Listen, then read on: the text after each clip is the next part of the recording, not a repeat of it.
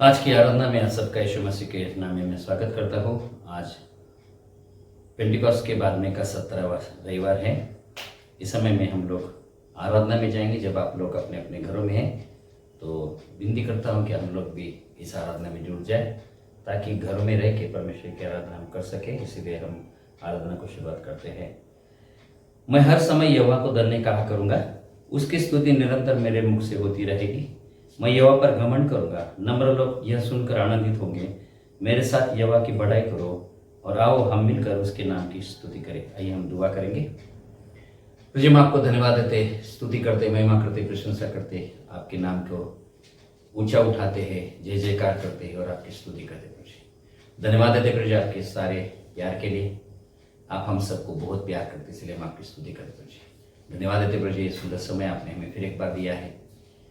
प्रभु हम जब अपने अपने घरों में हैं और आपकी आराधना करते हैं, हम प्रार्थना करते हैं प्रभु आज की आराधना हम सब के लिए आशीष का कारण बनाए। आज का वचन और प्रभु आज जो भी हम गीत गाते हैं, वचन सुनते हैं, सभी बातों के द्वारा महिमा हो, ऐसी प्रार्थना करते प्रभु। धन्यवाद देते प्रभु आपने हम सबको हफ्ता भर संभाला, सहायता के अनुग्रह दिया, हमें रोज और रोज नया जीवन दिया प्रभु, हमें आशीषित किया। इसलिए हम आपकी स्तुति करते प्रभु, धन्यवाद देते हैं क्योंकि आप महान परमेश्वर है। दया मांगते प्रभु आज फिर एक बार आपके दया हम पर हो और आपकी आराधना करने के लिए हम सबको सहायता कीजिए।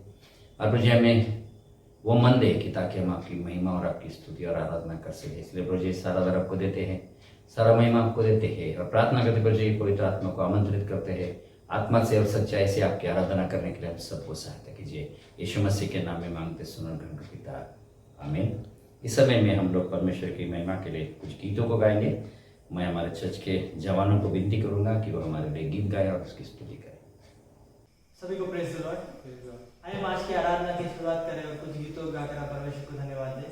प्रभु का धन्यवाद करूंगा, इस गीत को गाकर आप परमेश्वर की स्तुति आराधना करें। प्रभु का धन्यवाद करूंगा, उसके संगति में सदा रहूंगा, साथ चलूंगा मैं जय जरूर पाऊंगा, साथ चलूंगा मैं जय जरूर पाऊंगा। प्रभु का धन्यवाद करूंगा, प्रभु का धन्यवाद करूंगा। ना देगी मुझे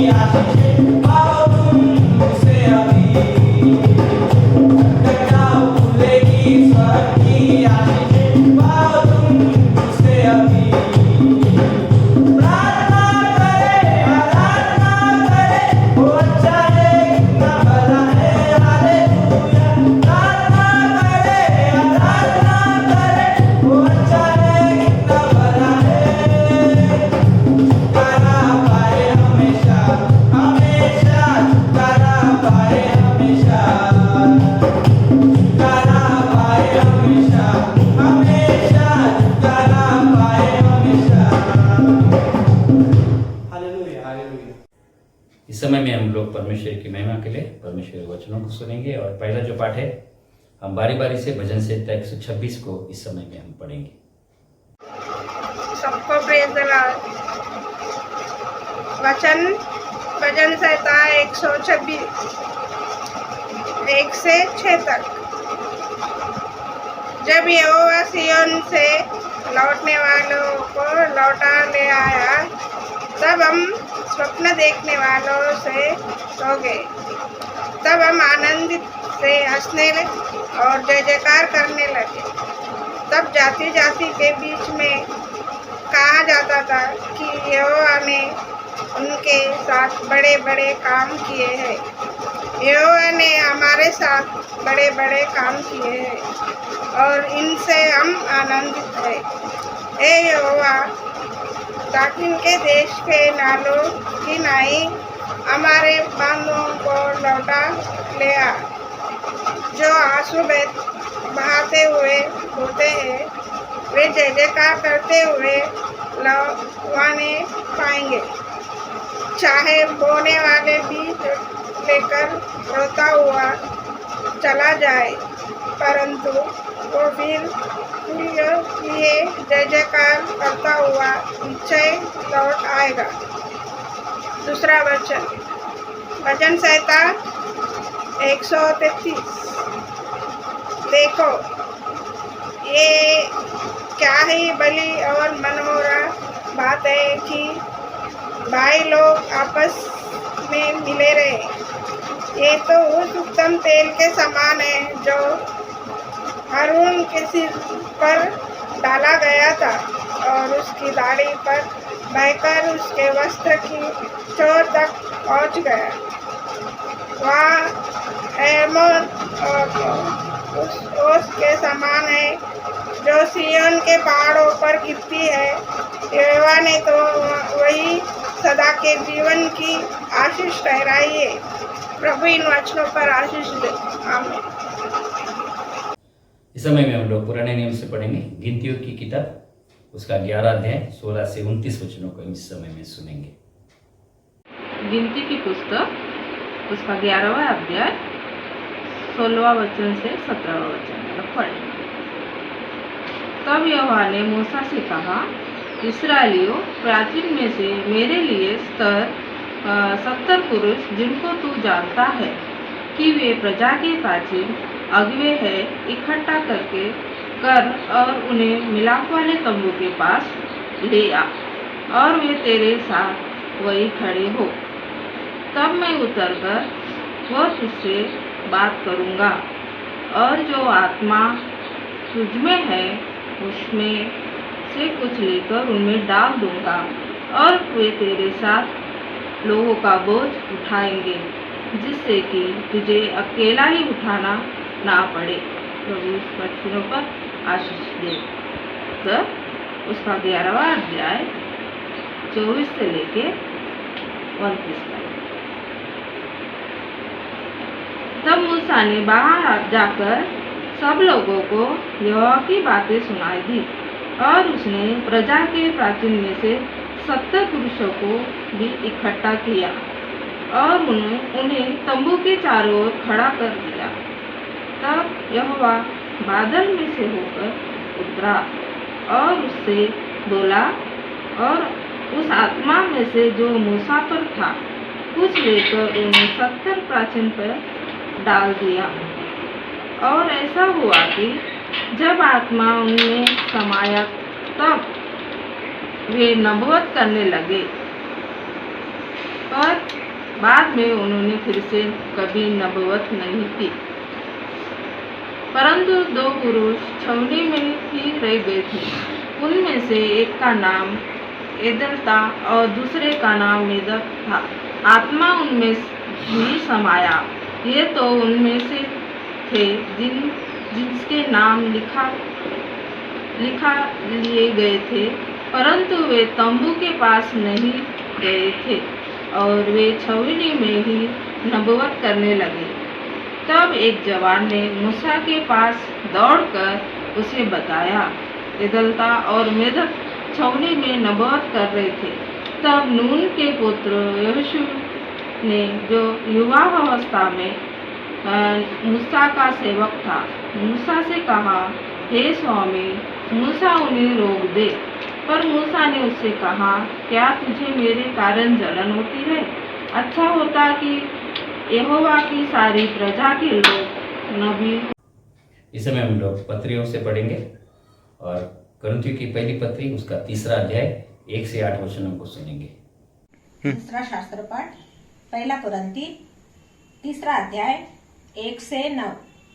हे भाइयों, मैं तुमसे इस रीति से बातें ना कर सका जैसे आत्मिक लोगों से, परंतु जैसे शारीरिक लोगों से और उनसे जो मसीहा में बालक है। मैंने तुम्हें दूध पिलाया, अन्न ना खिलाया, क्योंकि तुम उसको नहीं खा सकते थे, वरन अब तक भी नहीं खा सकते हो, क्योंकि अब तक शारीरिक हो, इसलिए कि जब तुम में डाहा और झगड़ा है तो क्या तुम शारीरिक नहीं और क्या मनुष्य की रीति पर नहीं ना चलते? क्योंकि जब एक कहता है मैं पौलुस का हूँ और दूसरा है अपुल्लोस का हूँ, तो क्या तुम मनुष्य नहीं? अपुल्लोस क्या है और पौलुस क्या है? केवल सेवक जिनके द्वारा तुमने विश्वास किया, जैसे हर एक को प्रभु ने दिया। मैंने लगाया, अपुल्लोस ने सोचा, परंतु परमेश्वर ने बढ़ाया। इसलिए जो लगाने वाला कुछ है और ना सींचने वाला, परंतु परमेश्वर ही सब कुछ है। जो बढ़ाने वाला है, लगाने वाला और सोचने वाला दोनों एक है, परंतु हर एक व्यक्ति अपने ही परिश्रम के अनुसार अपनी ही मजदूरी पाएगा। क्योंकि हम परमेश्वर के सहकर्मी हैं। तुम परमेश्वर की खेती और परमेश्वर की रचना हो। ये परमेश्वर का वचन है। परमेश्वर का धन्यवाद हो। 18 से 23 तक। कोई अपने आप को धोखा ना दे। यदि तुम में से कोई इस संसार में अपने आप को ज्ञानी समझे तो मूर्ख बने कि ज्ञानी हो जाए, क्योंकि इस संसार का ज्ञान परमेश्वर के निकट मूर्खता है। जैसा लिखा है, वहां नबियों को उनकी चतुराई में फंसा देता है और फिर प्रभु ज्ञानियों के विचारों को जानता है कि वे व्यर्थ है। इसलिए मनुष्यों पर कोई घमंड ना करे, क्योंकि सब कुछ तुम्हारा है। क्या पौलुस, क्या अपुल्लोस, क्या खेफा, क्या जगत, क्या जीवन, क्या मरण, क्या वर्तमान, क्या भविष्य, सब कुछ तुम्हारा है और तुम मसीह के हो और मसीहा परमेश्वर का है। ये परमेश्वर का वचन है। परमेश्वर का धन्यवाद हो। इस समय में हम लोग सुसमाचार पाठ को पढ़ने जा रहे हैं, इसलिए हम इस समय में परमेश्वर की महिमा के लिए गीत गाएंगे। हमारे जवानों को विनती करूंगा कि हमारे लिए परमेश्वर की महिमा के लिए एक गीत गाए। यीशु जी तुम ही हमारे, यीशु जी तुम ही हमारे, हम भी तुम्हारे हैं, हम भी तुम्हारे हैं, हम भी तुम्हारे हैं। यीशु जी तुम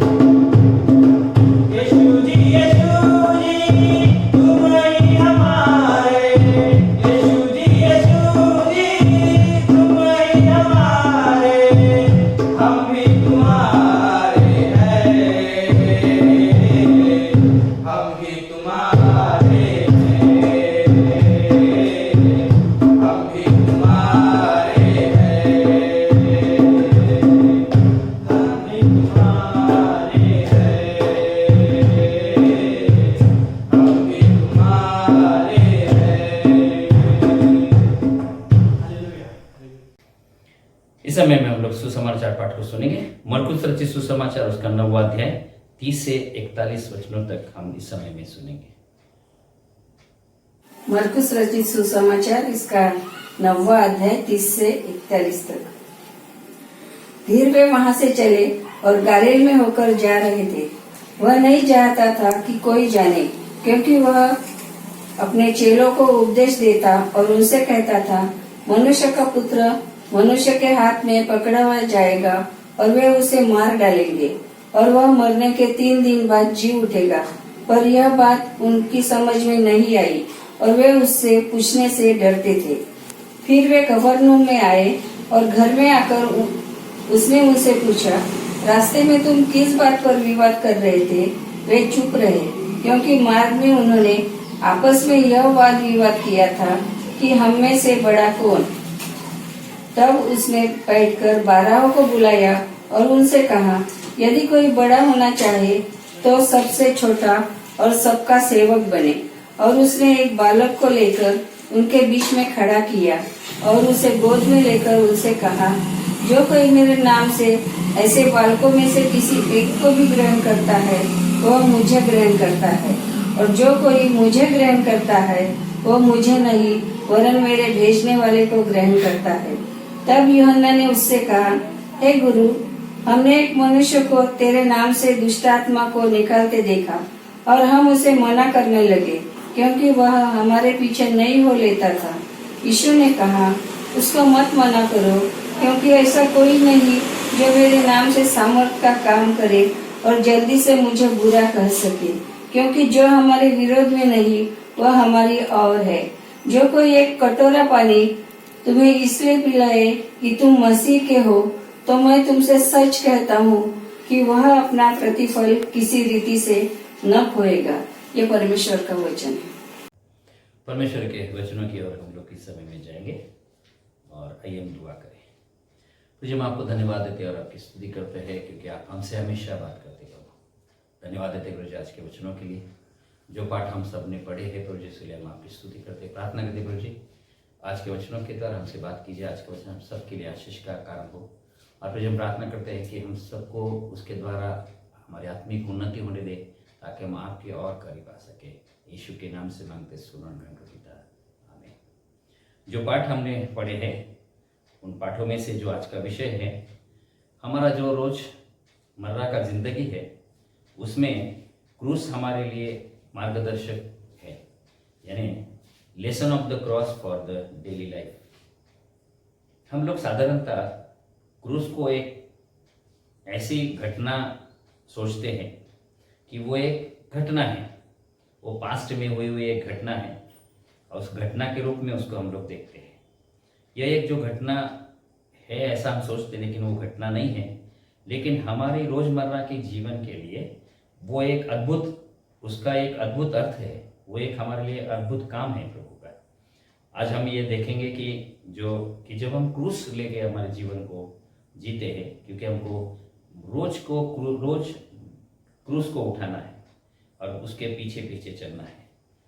क्रूस उठाना इतना आसान नहीं है, लेकिन आज की अगर हम लोग परिस्थिति की बात करेंगे तो ये हमारे लिए जरूरी है कि हमारा जो जीवन है वो क्रूस उठाना, इसका मतलब प्रभु के जो आज्ञा दिया है और प्रभु कैसा चाहता है हमारे जीवन को वैसे जीवन जीना है।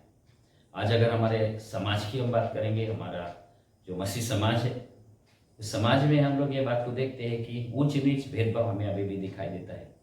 हमारे समाज में बच्चों को उतना लोग प्यार नहीं करते, उनके लिए उतना आधारभूत कुछ बातें हमारे समाज में नहीं है।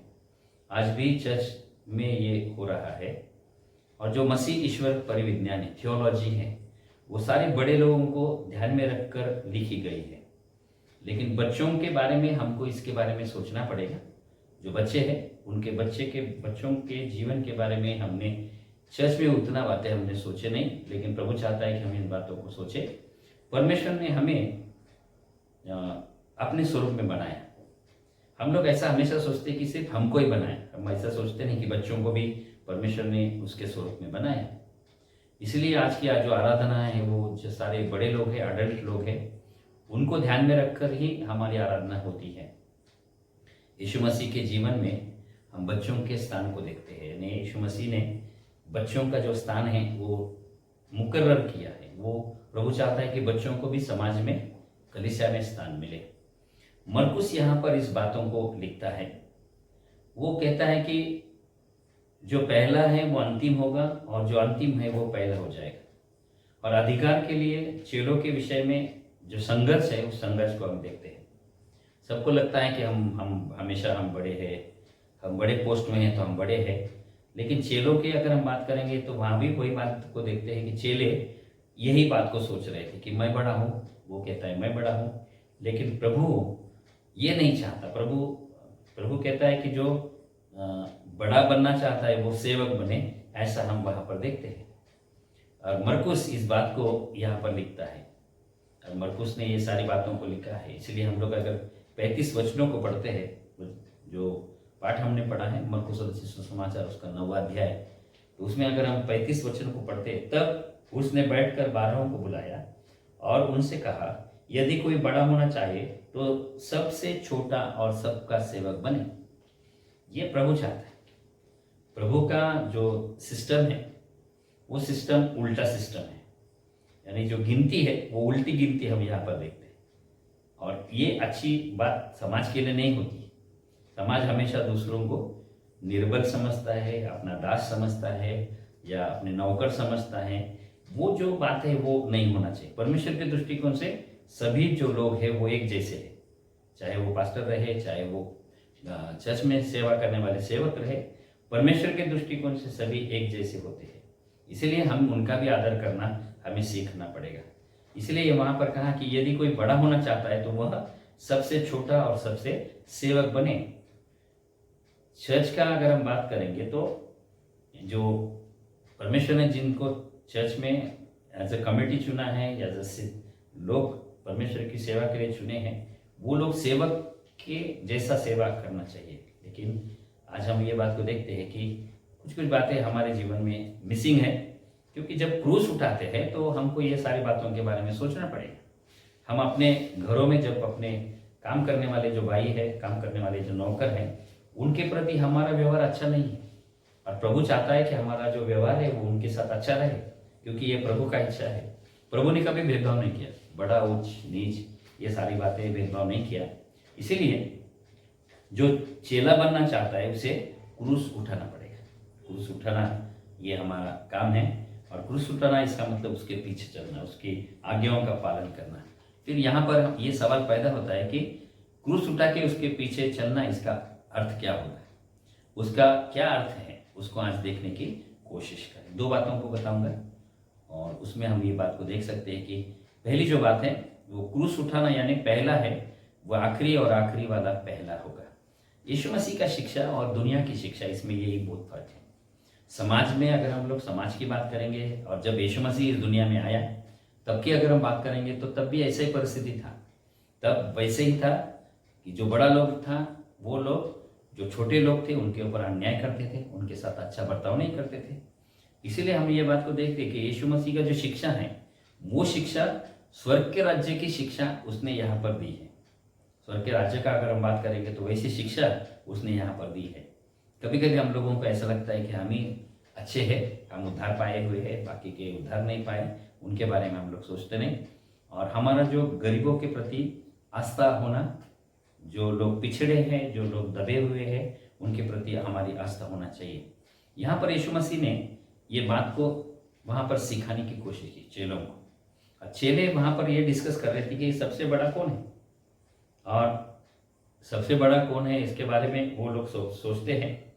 और यहाँ पर वहाँ पर ये बात को देखते 34 वचन में, वे चुप रहे क्योंकि मार्ग में उन्होंने आपस में यह वाद विवाद किया था कि हम में से बड़ा कौन है।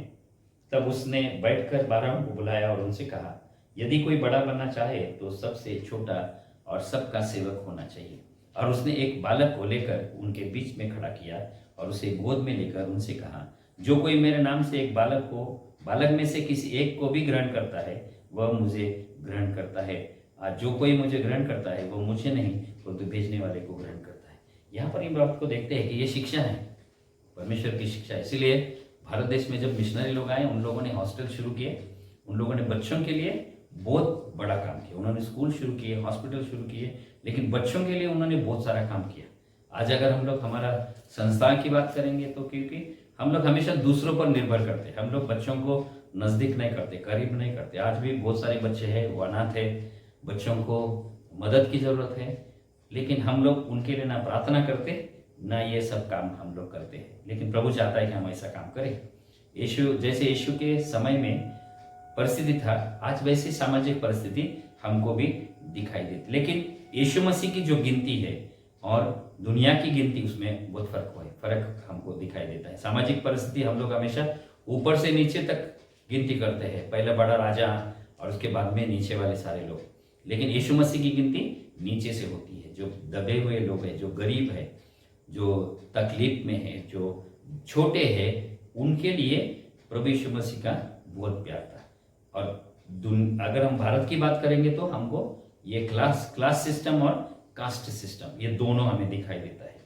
कभी कभी हमको ये चर्च में भी दिखाई देता है कि जो निचले जाति से सेवा करते हैं उनको मौका नहीं मिलता है, अगर मौका मिला तो भी उनको तकलीफ दी जाती है। और ये आज हमारे समाज में, हमारे चर्चेस में ये सारी बातें हो रही है, और ये परमेश्वर के दृष्टिकोण से अच्छी नहीं है। और ये बात अगर हम करते हैं तो परमेश्वर के सामने, न्याय के सिंहासन के सामने हमको खड़ा रहना पड़ेगा और उसका जवाब हमें जरूर देना पड़ेगा। सिस्टम के नाम पर हम लोग अत्याचार, अन्याय नहीं कर सकते, क्योंकि आज अगर हम लोग अन्याय करेंगे तो प्रभु भी उनकी वाणी को सुनेगा और फिर हम प्रभु के सामने खड़े नहीं रह सकते। इसलिए आज ये सवाल हमारे सामने पैदा हुआ है कि हमारा सही में उद्धार हुआ या नहीं हुआ। अगर हमारा उद्धार हुआ है तो हम यीशु की जो सिस्टम है उसके अनुसार हमारा जीवन हमारे बिताना पड़ेगा, और जो क्रूस है उस क्रूस को उठाना पड़ेगा। तकलीफ की बात है, क्रूस उठाना आसान नहीं है, क्योंकि यीशु मसीह ने जो क्रूस उठाया वो बहुत तकलीफ उसको हुआ। इसीलिए जब आप गरीब लोगों के लिए काम करेंगे, जब आप दबे हुए लोगों को काम करेंगे, जब बच्चों के लिए आप काम करेंगे, तो परमेश्वर के दृष्टिकोण से आप बड़े लोग हैं। आज भी हम ये बात को देखते हैं कि ऑनलाइन वर्शिप सर्विस शुरू हुआ, बहुत सारे कलीसिया में ऑनलाइन वर्शिप सर्विस है, लेकिन बच्चों के लिए ना संडे स्कूल है, ना बच्चों के बारे में हमने कुछ सोचा, और ये अच्छी बात नहीं है हमारे लिए। इसीलिए क्रूस उठाना है तो हमको इन लोगों के बारे में भी सोचना पड़ेगा। दूसरी बात हम यहाँ पर देखते हैं, पिछड़ों को, जो पिछड़े लोग हैं उनको सामने लाना, ये क्रूस उठाना है। यानी जो लोग दबे हुए हैं उनको सामने लाना, ये हमारा काम है। हमेशा हम लोग ये बात को देखते हैं कि हमारे कलीसिया में, हमारे समाज में ये सारी बातें होती है। गरीबों का कोई सुनता नहीं है। यीशु मसीह ने एक छोटे बच्चे को यहाँ पर बीच में खड़ा किया, और वहाँ पर ये बात को देखते हैं कि प्रभु चाहता है कि जब तक हम बच्चे के जैसे नहीं होंगे तो हम लोग परमेश्वर के क्रूस उठाने लायक नहीं होंगे। गरीबों का जो स्थान है उनको उसको देना पड़ेगा।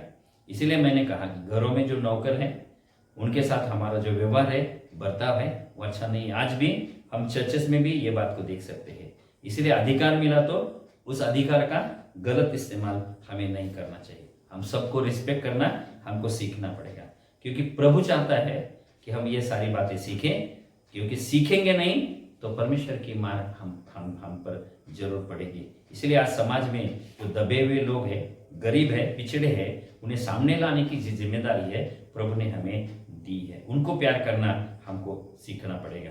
यीशु मसीह ने जो सोशल ऑर्डर था उनको उल्टा सोशल ऑर्डर कर दिया। इसीलिए आज हम समाज में भी ये बातों को देखते हैं। अभी भी ऐसे ही हमारा जो समाज है ऐसे ही काम कर रहा है। इसलिए जो गरीब है उन्हें सम्मान देना हमको सीखना पड़ेगा। जो बच्चे हैं उनके लिए काम करना हमारा काम है। इसलिए आज प्रभु चाहता है कि हमारा जो समाज है, हमारा जो चर्च है, उसमें बदलाव आए। इसीलिए हम ये बात को सीखेंगे, रिस्पेक्ट द पुअर, जो गरीब लोग हैं उनका सम्मान करना हमको सीखना पड़ेगा।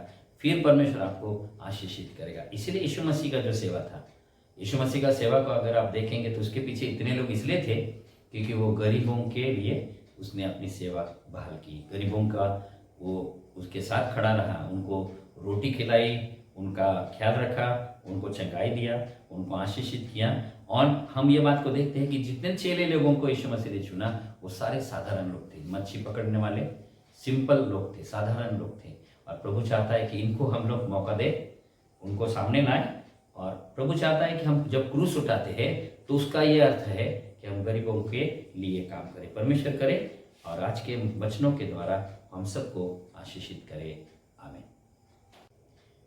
इस समय में हम लोग खड़े रहेंगे। अगर हम लोग घर में भी हैं तो खड़े रह के जो प्रेरितों का विश्वास वचन है उसको हम सब लोग मिलके कहेंगे।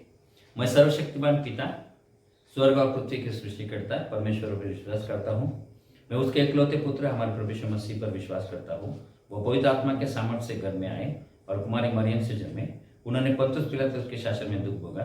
वह क्रूस पर चढ़ाए गए, मारे और गाड़े गए और मृतक लोक में उतरे। तीसरे दिन वह जी उठे। वह स्वर्ग पर चढ़ गए और पिता के दाहिने ओर विराजमान हुए। वह जीवित और मृतों का न्याय करने को फिर आएंगे। मैं पवित्र आत्मा पर, पवित्र सार्वजनिक कलिसिया पर, संतों की संगति, पापों की क्षमा, देह के पुनरुत्थान और शाश्वत जीवन पर विश्वास करता हूँ। आमीन। इस समय में हम लोग सूचनाओं की तरफ जाएंगे। मैं विनती करूंगा हमारे चर्च के सेक्रेटरी मिस्टर जयराज कांड्रा, उनको विनती करता हूं कि वो हमारे लिए सूचना दे।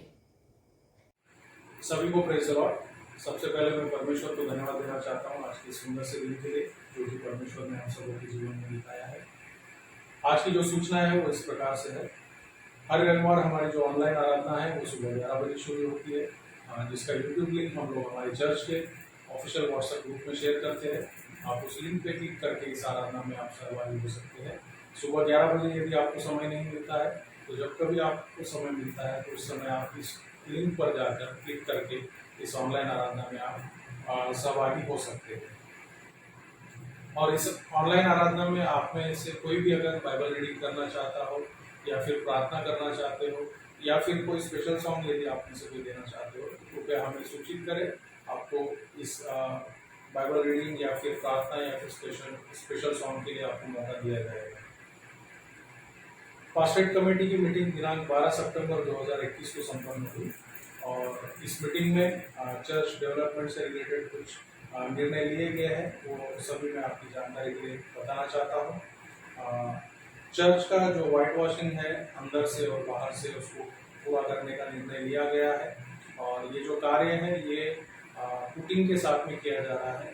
चर्च का मेन बिल्डिंग और एक्सटेंशन हॉल पूरा इसका घसाई और डबल कोटिंग जो इसका पुटिंग होगा और पेंट भी जो है वो डबल कोटिंग होगा। और ये कार्य अभी इसलिए किया जा रहा है क्योंकि लॉकडाउन की वजह से चर्च बंद है और बंद रहने की वजह से काम जो है हम लोग बहुत अच्छी रीति से उसको कर पा रहे हैं।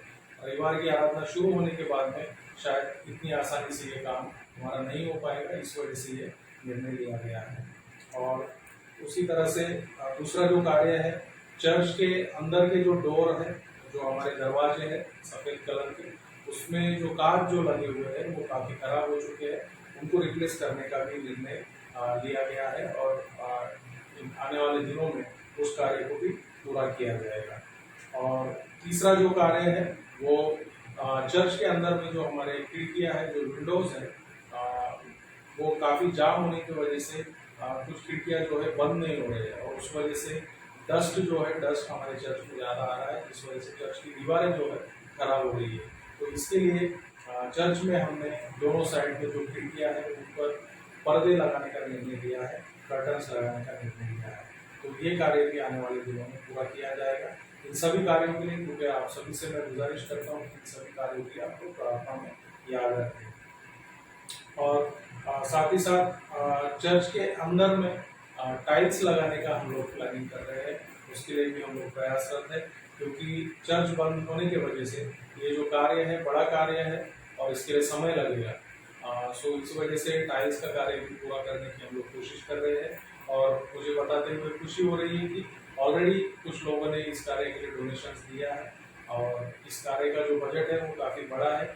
सो मैं आप सभी से गुजारिश करता हूँ कि अगर परमेश्वर आपको कोई भी अगुवाई करता है किसी रीति से इस कार्य के लिए, अगर आप डोनेशन देना चाहते हो तो कृपया ट्रेजरर पास्टर साहब या फिर मुझसे आप संपर्क करें और आप अपना डोनेशन इस कार्य के लिए दें। और मैं साथ ही साथ चाहूँगा कि इस कार्य के लिए भी आप लोग प्रार्थना में याद रखें कि चर्च एक बार शुरू होगा तो ये जो जितने भी बड़े जो रिनोवेशन के कार्य हैं ये पूरे नहीं हो पाएंगे, इस वजह से चर्च बंद है, इस वजह से इन सारे कार्यों को पूरा हम लोग करने की कोशिश हम लोग कर रहे हैं। तो कृपया इस बात को आप ध्यान में रखें और इस बात के लिए आप लोग प्रार्थना में याद रखें। और इसी पास्टेट कमेटी मीटिंग में अगस्त 2021 का जो मंथली अकाउंट स्टेटमेंट है, यानी कि अगस्त महीने में जो हमारा इनकम आया है और जो एक्सपेंडिचर हुआ है, उसका जो स्टेटमेंट है उसको अप्रूव किया गया है और उसको नोटिस बोर्ड पे आप सभी की जानकारी के लिए वहाँ पे लगाया गया है, तो कृपया आप उसको देख सकते हो।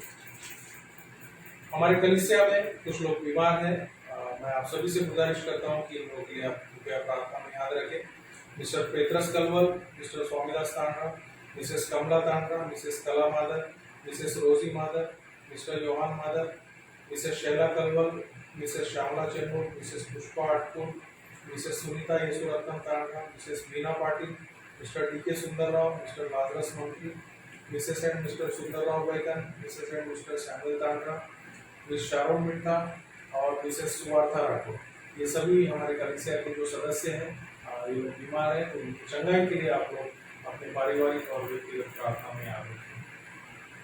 अगर आप में से कोई भी परिवार अपने घर पर ही प्रभुभोज की विधि आयोजित करना चाहते हैं, प्रभुभोज आप लेना चाहते हैं, तो कृपया 2 दिन पहले आपको पास्टर साहब से संपर्क करना होगा और आप अपने मनों की तैयारी करके पास्टर साहब से संपर्क कीजिएगा। पास्टर साहब खुद आपके घर पर आकर प्रभुभोज की विधि जो है वो संपन्न करेंगे। आपके जो भी दान है आप उसको ऑनलाइन दे सकते हैं। जो हमारा चर्च का जो यूको बैंक का अकाउंट है उसका नंबर जो है हमने हमारे चर्च के व्हाट्सएप ग्रुप पे शेयर किया है। आपके जो भी मंथली प्लेज है, थैंक्स गिविंग है, बर्थडे ऑफरिंग है, मैरिज एनिवर्सरी ऑफरिंग है या फिर किसी भी प्रकार का डोनेशन है तो आप ऑनलाइन पे कर सकते हैं। ऑनलाइन पे करने के बाद में उसका जो स्क्रीनशॉट है पास्टर साहब ट्रेजरर या फिर आप मुझे सेंड करें ताकि आपको समय पर उसकी रसीद जो है हम लोग दे सकें। अगर आप ऑनलाइन पे नहीं करते हैं तो आप चर्च में जब कभी प्रार्थना के लिए आते हो तो आप दान पेटी में भी अपना जो दान है उसको अर्पण कर सकते हैं। साथ ही साथ आप सभी को मैं सूचित करना चाहता हूँ कि जो हमारे चर्च के कर्मचारी हैं श्री अनिल जॉन, वो भी आपके घरों तक आ रहे हैं उनकी प्लेज के लिए, तो कृपया आप उनको भी अपना जो दान है वो हैंड ओवर आप कर सकते हैं। आप सभी से गुजारिश करता हूँ कि प्रार्थना करें, हमारे बिशप साहब राइट रेवरेंड एंड्रू राठौर साहब के लिए प्रार्थना करें, वाइस प्रेसिडेंट, सेक्रेटरी, ट्रेजरर और पूरी एग्जीक्यूटिव कमेटी और हमारे डायसिस के सभी पासवानों के लिए प्रार्थना करें। हमारी पास्टेट कमेटी, महिला मंडल, यूथ फेलोशिप और संडे स्कूल के लिए प्रार्थना करें और हमारे कलीसिया के हर एक सदस्य के लिए आप लोग अपने प्रार्थना में याद रखें। और साथ ही साथ आप सभी को मैं सूचित करना चाहता हूँ हमारे पासवान रेवरेंड संजय राठौर साहब का जो ऑफिस टाइमिंग है वो मंगलवार से लेकर शनिवार तक सुबह 11 बजे से 2 बजे तक का रहेगा। सोमवार का दिन जो है उनका रेस्ट रहेगा। ऑफिशियली जो डायसिस की ओर से उन्हें हफ्ते में 1 दिन का रेस्ट मिलता है वो सोमवार के दिन रहेगा।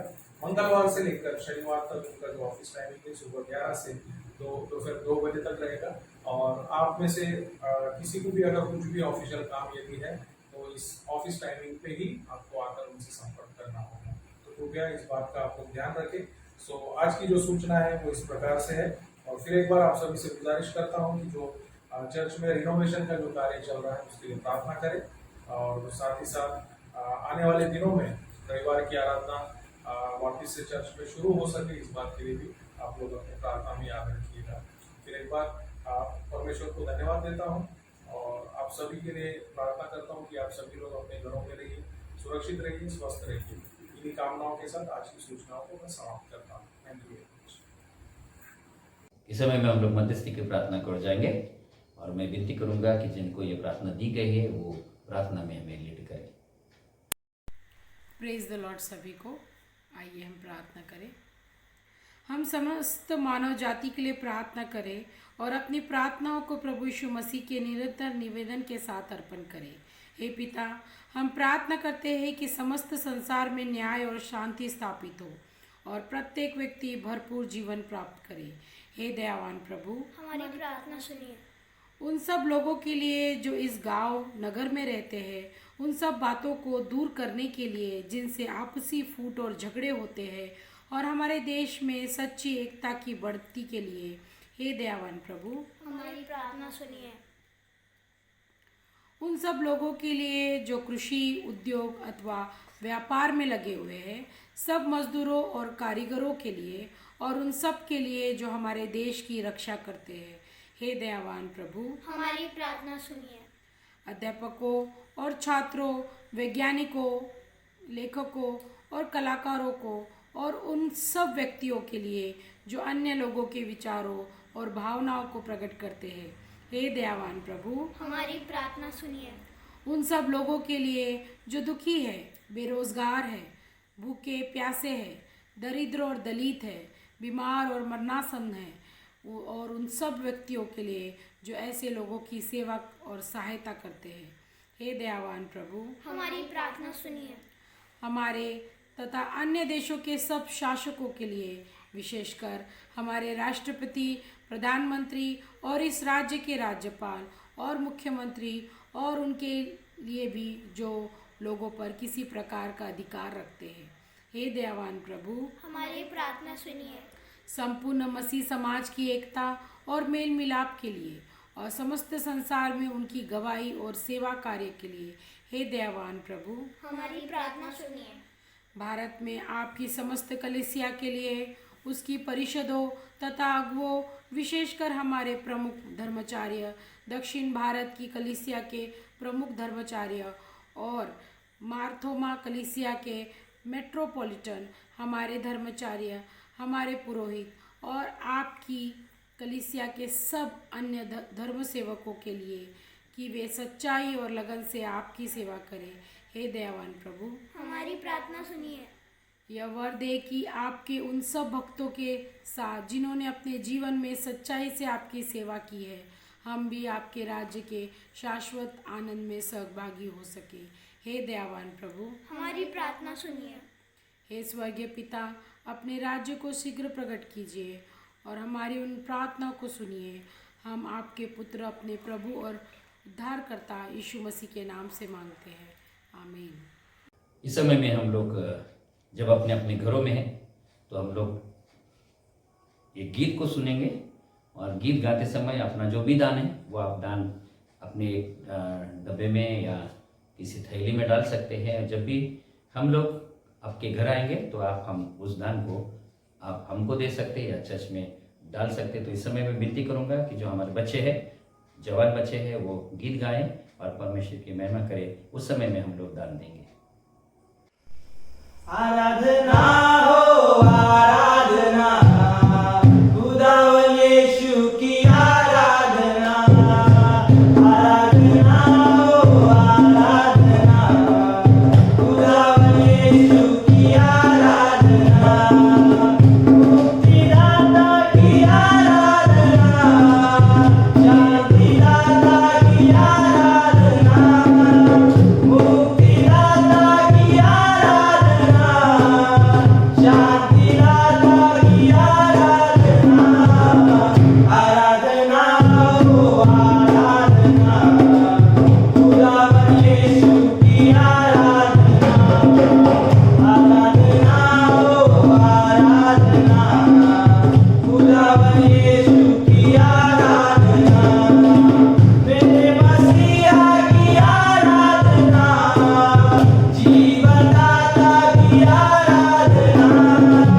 मेरे मसीहा की आराधना, जीवनदाता की आराधना।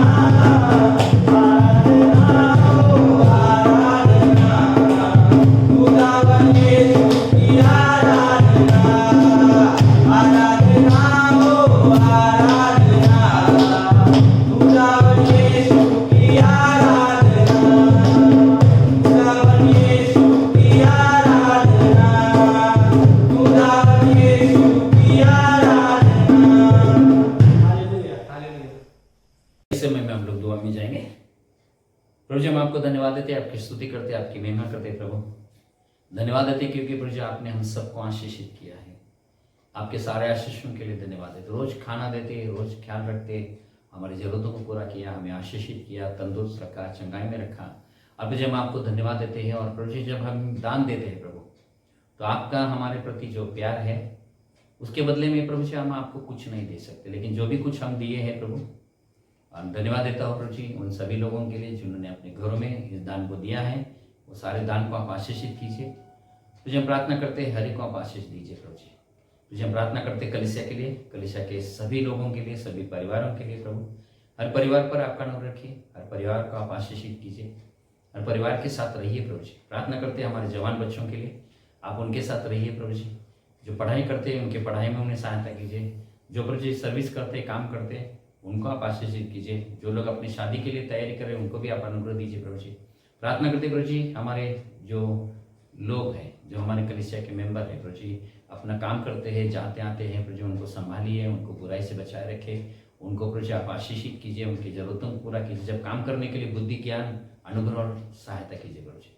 तो हम प्रार्थना करते हैं हमारे कलीसिया में जो भी बीमार है उनको आप स्पर्श कीजिए, उनको चंगाई दीजिए। हमारे कलीसिया के जो बुजुर्ग लोग हैं प्रभु जी हम उनके लिए प्रार्थना करें प्रभु जी। जब वो बिस्तरे पर है, कठिनाई के दिनों में है प्रभु जी, आप उनको संभालिए, आप उनको सहायता कीजिए और उनको भी आप आशीषित कीजिए, ऐसी प्रार्थना करते हैं प्रभु जी। हम प्रार्थना करते हैं कि आपकी दया हम पर हो, आपकी करुणा हम पर हो और आपकी महिमा के लिए हम सबको इस्तेमाल कीजिए प्रभु जी। हम आपको प्रार्थना करते हैं प्रभु जी, आने वाले दिनों में क्रूस उठा के चलने के लिए हम सबको सहायता कीजिए। इसलिए सारा दर आपको देते हुए इस विनती को यीशु के नाम से मांगते, सुनो और ग्रहण पिता, आमीन। इस समय हम प्रभु की प्रार्थना करेंगे। ये हमारे पिता, तू जो स्वर्ग में है, तेरा नाम पवित्र माना जाए, तेरा राज्य आए, तेरी इच्छा जैसे स्वर्ग में पूरी होती है वैसे पृथ्वी भी हो। हमारे दिन भर की रोटी आज हमें दे, जैसे हमने अपने अपराध क्षमा किया है वैसे हमारे अपराध क्षमा कर, हमें परीक्षा में ला परंतु बुराई से बचा, क्योंकि राज पराक्रम और महिमा सबर सदा आपका ही है, आमीन। परमेश्वर की शांति जो सारी समस्या परे है, परमेश्वर के और उसके पुत्र हमारे प्रभु यीशु मसीह के ज्ञान और प्रेम में आपके हृदय विचारों को सुरक्षित रखे। सर्वशक्तिमान परमेश्वर पिता, पुत्र, पवित्र आत्मा की आशीष आप पर हो और आपके साथ सदा सर्वदा बनी रहे, आमीन। शांति से पूर्ण होकर जाओ, प्रभु से प्रेम करो और उसकी सेवा में लगे रहो, क्रिस्त के नाम में, आमीन।